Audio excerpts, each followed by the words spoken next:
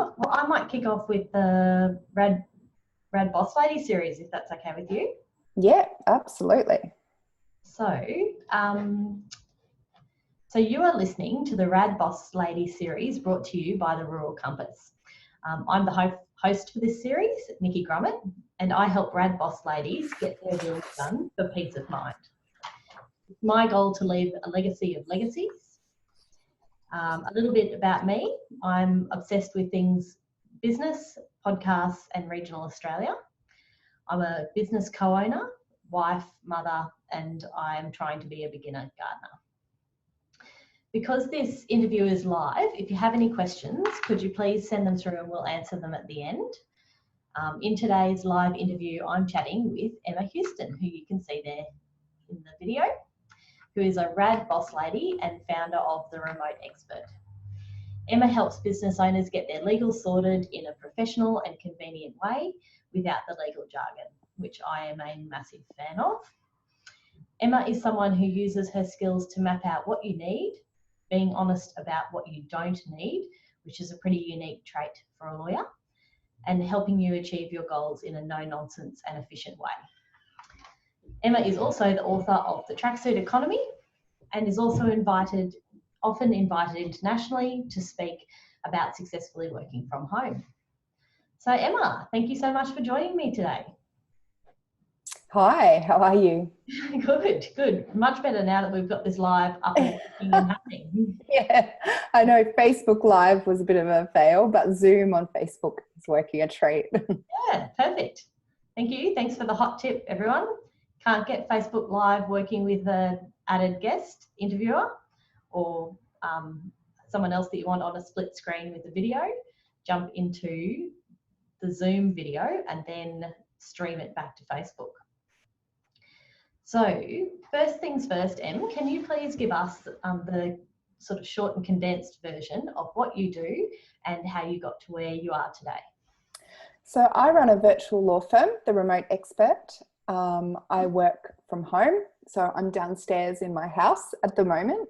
I help women with online service businesses get their legals sorted, get clients and keep them happy. And because so many of my clients are rural and regional, a lot of them are solopreneurs who work from home themselves, or they hire through companies like another, friend of a thing like Pointer, and they have remote work teams. So my focus is really on setting people up, setting those people who work from home, maybe don't have the same structures that they would in an office, and helping them get their teams. So contractors, VAs, bookkeepers, employees, if they want to go down that track. Yep. Awesome.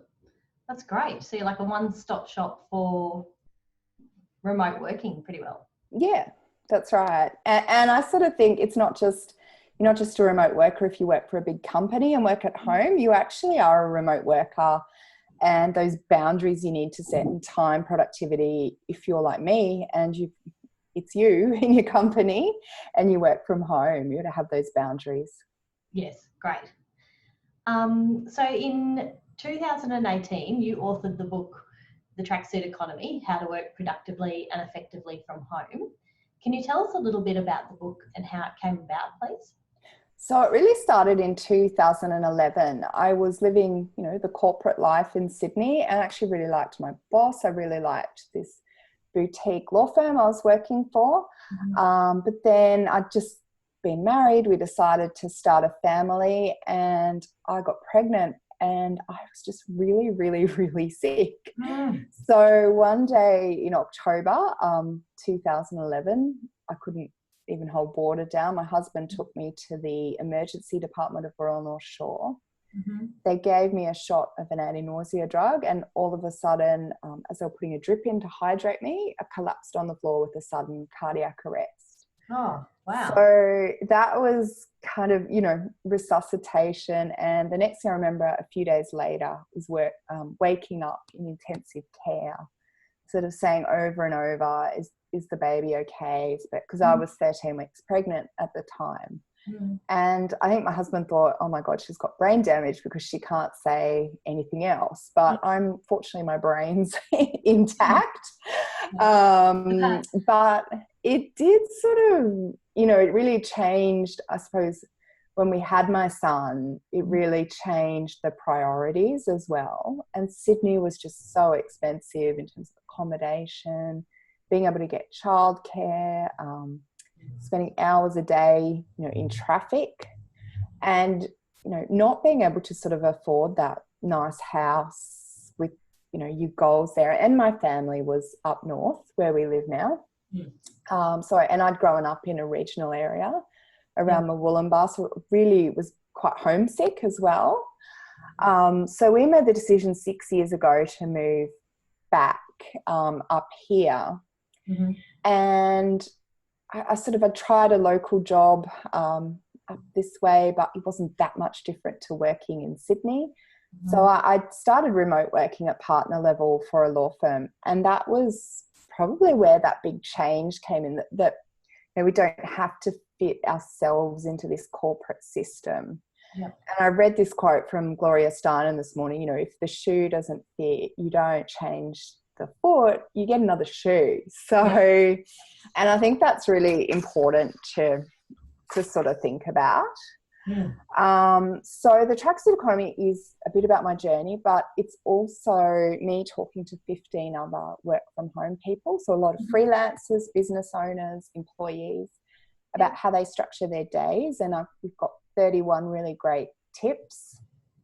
From getting a coffee machine to making sure that you know how to block your time out and you set those boundaries. I think getting a coffee machine was one of the first things I did when I started working from home. It was like, woohoo, now I can justify having a decent coffee machine at home. Yeah, and a proper one, so you kind of don't feel you miss that.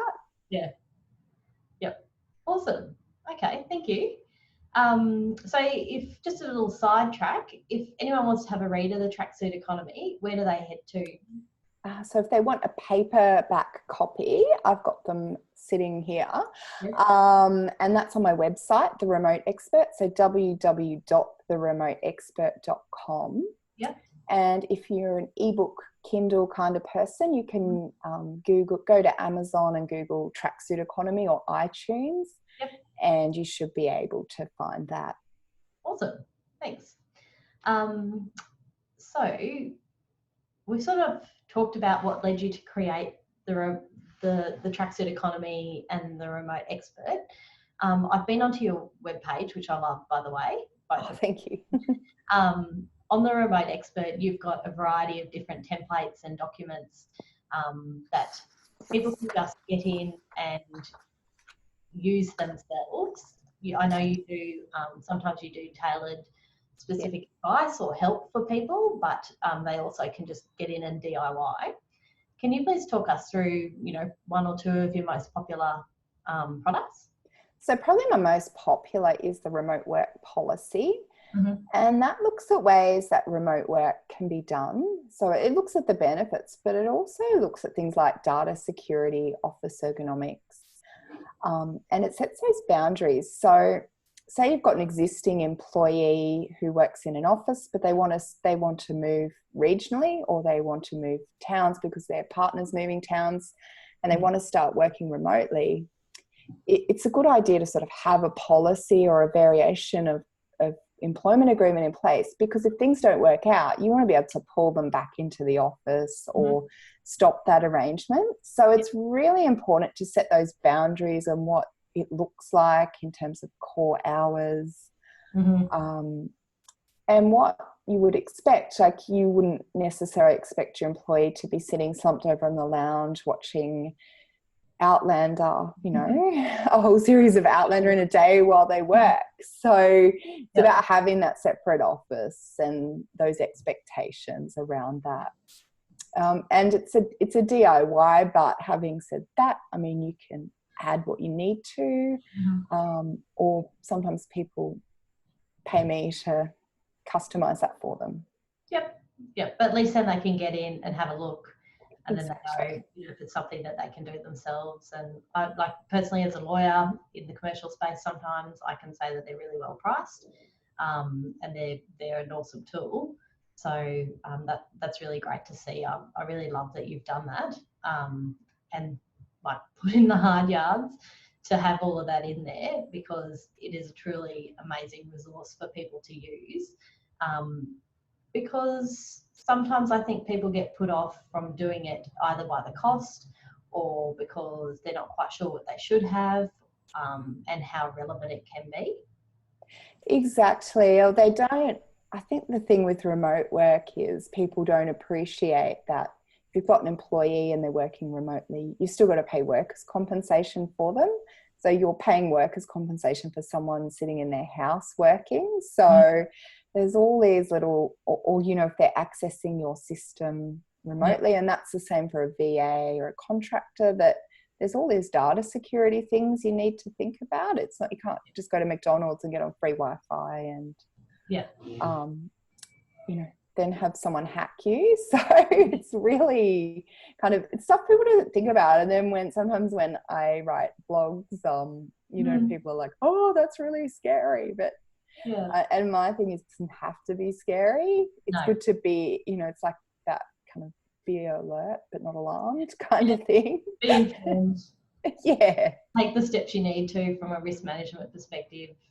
Yeah, definitely. I get that. And then hook in and do your job. That's pretty much what like most my things, philosophy is. Set it up properly and then it's going to work a lot better. It's exactly like when you draft a will for someone. They just, you know, they've got it there. It's peace of mind, and they can get on and live their lives. So. Yes. Yeah. So you're a really experienced commercial and contract lawyer. I know that. I've worked with you a few times. What is your top tip for rural business owners, from a business perspective, if you were to give them some general legal advice? So I suppose we've really got, we've just kind of touched on that. And my tip is don't bury your head in the sand. It's better to spend a few $100s now sorting out your systems or your foundations than not doing it and then getting sued and tens of thousands of dollars later and all this stress.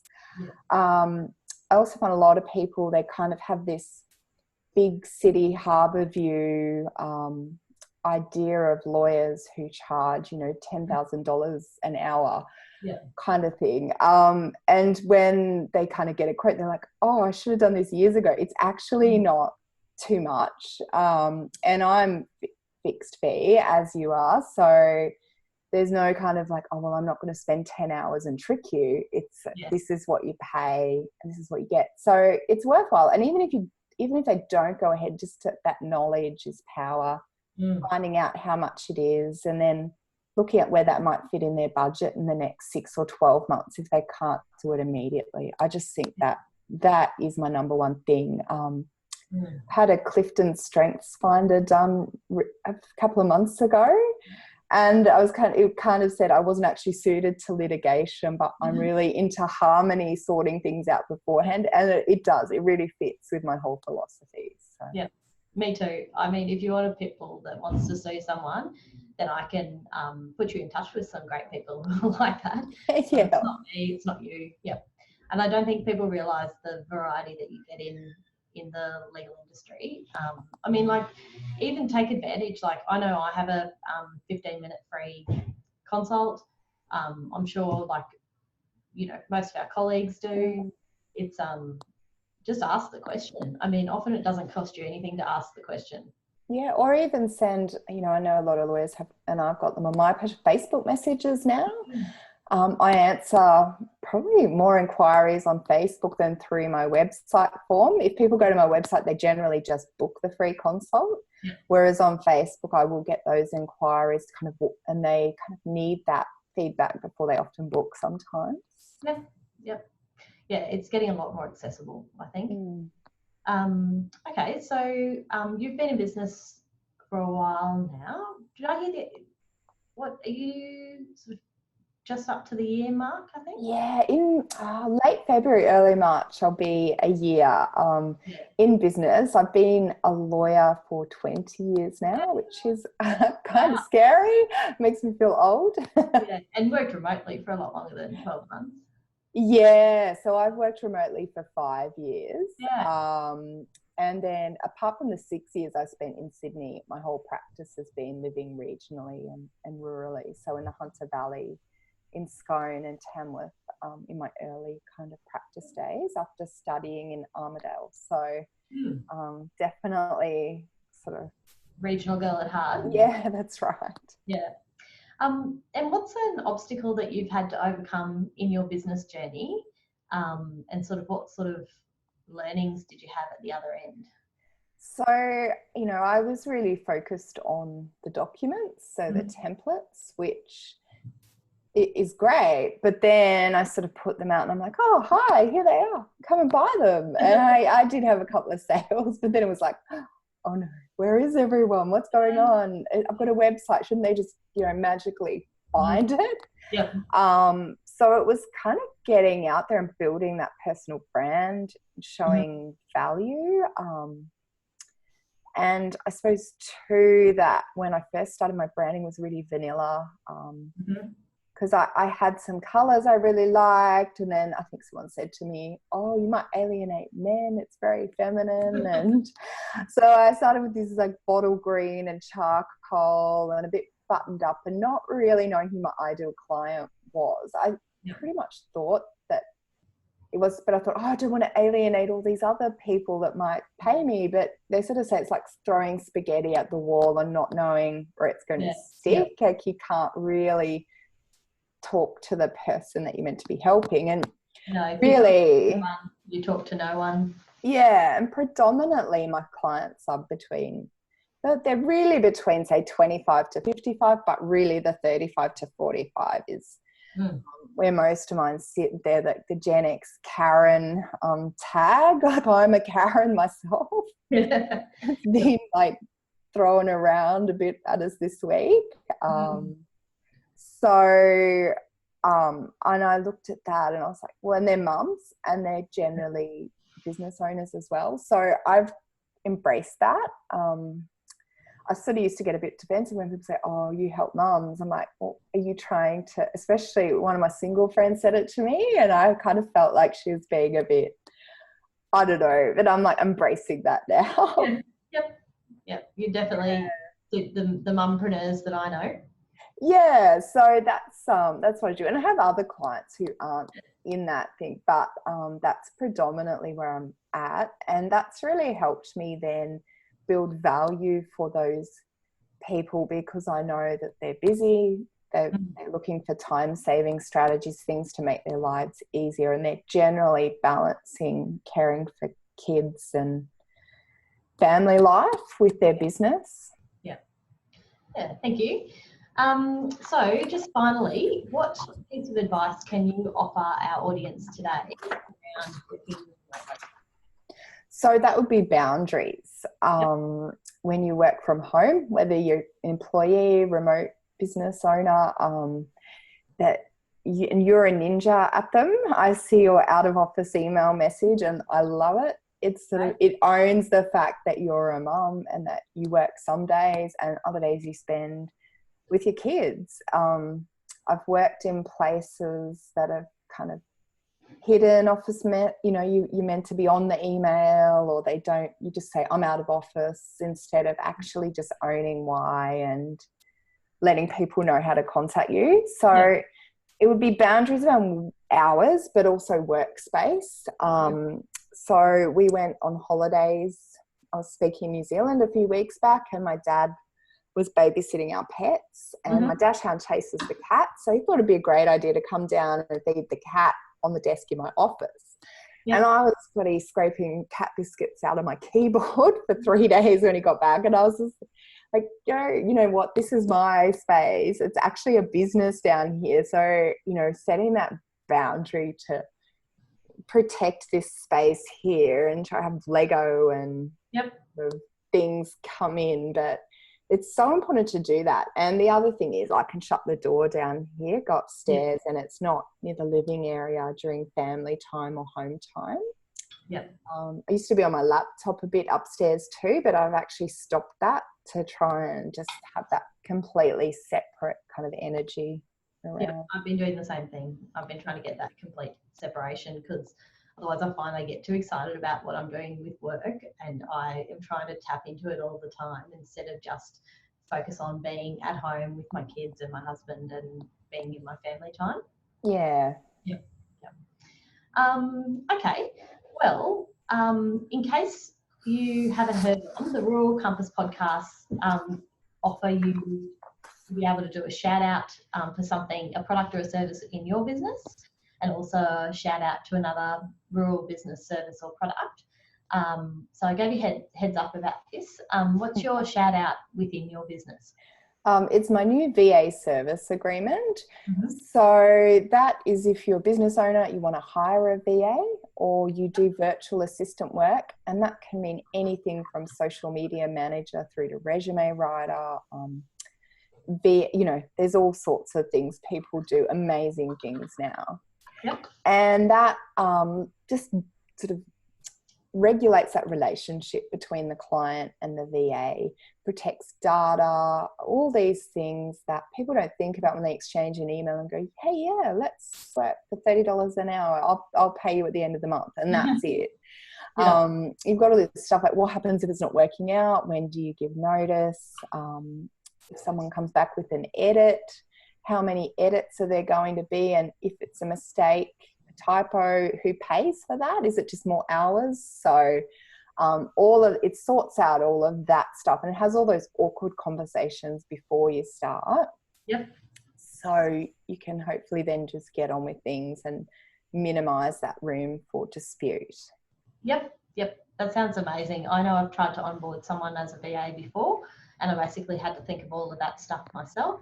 I had the legal background, and it's still it was a lot of work just to pull it all together, and then to be able to have that conversation. And they were an experienced VA, so they had a lot of stuff already prepared as well, but there were still things that we were missing. And yeah. Oh yeah, I've seen a lot of the I've seen quite a few VA service agreements out there that I've reviewed for business owners, and they won't sort of cover things like when they have to go on third-party platforms and access data security, or even intellectual property and IP, and particularly because VAs have a lot of clients at once.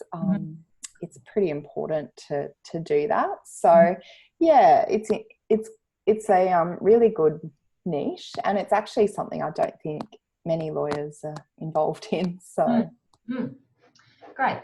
And just shout out to another business or service. I'm going to shout out to Vicky Clothier, who runs Resume Writers Australia. It's a Facebook group. She also has a course. But I sort of thought about this one, and I was pleased I had a heads up, because it took me a while to sort of sift through and think of, what's out there. But Vicky teaches other women, well, mainly women, I think she's got some male clients too, to write resumes. So they can then, wherever they are in Australia, they can set up as a virtual business, write resumes. And then that also has this knock-on effect, which is sort of what tipped me over into shouting out to Vicky. This knock-on effect of when they help people write resumes, those people get jobs. They tidy that up. So it's just this really nice kind of domino effect of and a lot of her clients are rural and regional. So, if you're in the country, you've lost your job because the drought's affecting the economy, you can kind of retrain into an area like this and get clients from all over Australia, or even, I guess, internationally, and earn some money that way. It's really kind of empowering what it can do. Yep, I can attest to that. It's pretty incredible when you have people booking in to provide your services all up and down the East Coast. And otherwise, I'd be restricted to a geographic area that would be, there's just no money floating around out here at the moment. Everyone is really tight with the drought, and that's where it is. can't do much to change that, but you can change the niche that you're servicing and where they are. And then if you start getting clients outside of your geographical area, then you've got money to spend within your town, which has got that really nice effect too. Exactly. Yep. Okay, well that pretty well wraps us up for this episode. This live episode was brought to you by the Rural Compass Directory, pointing you in the direction of rural businesses, and Grevillea Law, helping rad boss ladies get their wills done for peace of mind. If you would like to listen to this interview again, you can find it over at the Rural Compass blog. Thanks so much, Emma, for joining me today. It was a real pleasure speaking with you, and I'm sure that there'll be plenty for everyone to go back and listen to again and have a look at. I'm just going to check now to see if we had any questions while we were tuned in there. Oh yeah, I turned my Facebook off because I thought, oh no, it's going to be like two sounds coming through. So Zoom and Facebook. Open that up, see what we've got. All of it sorts out all of that stuff. It has all those awkward conversations. Oh, I can hear it playing back now. I don't know where that's gone. Minimise that room for dispute. Yep. Okay. See. Go here. Sam, if you're on the live, I'm just trying to jump on. I'm jumping into the Compass Cooperative again.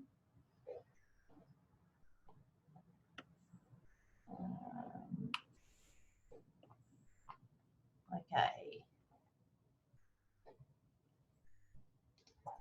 We've got some comments. I can't see. Here we go. So we've got one from Sam. Yep. Did you struggle at the start when working from home with setting the boundaries between only working in work hours and feeling like you should be putting the laundry on?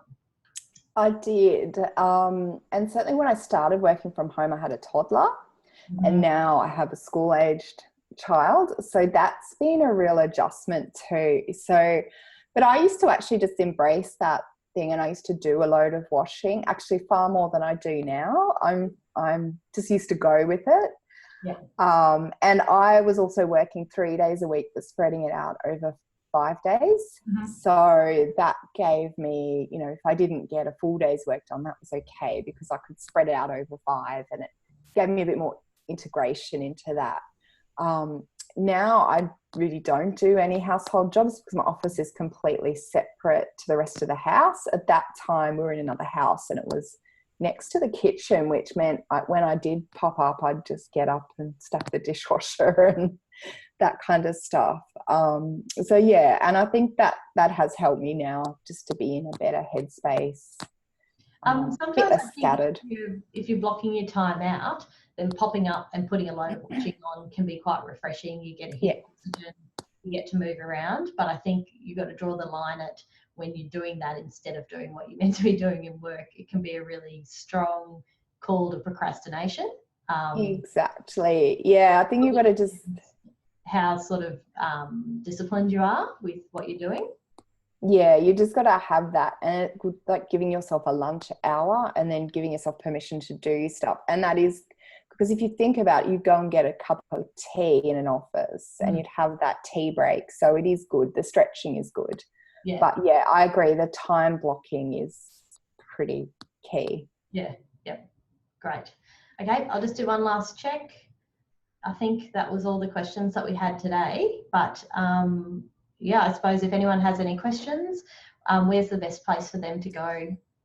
If they're on Facebook, as we are now, the Remote Expert, if you come and head on over to my page, send me a message or like my page. Always have lots of kind of updates and business hacks and ideas.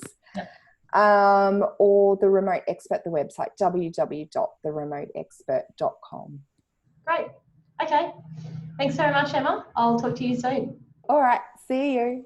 Bye. Bye.